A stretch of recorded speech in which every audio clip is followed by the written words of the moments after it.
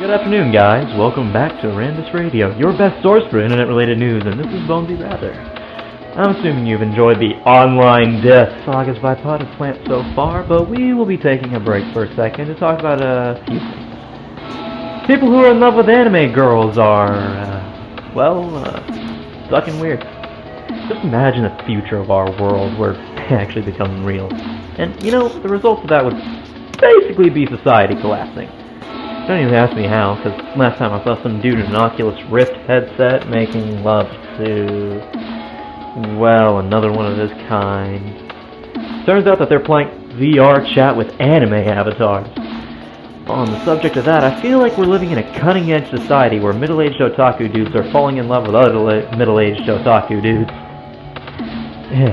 Anyway, that's my announcement for today. And shout out to Elder Micus for his freestyles on Potted Plant's feed.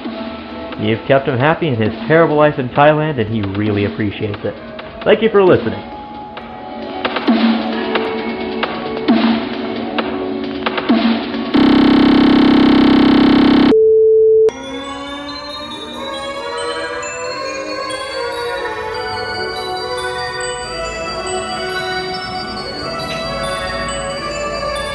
Ultimate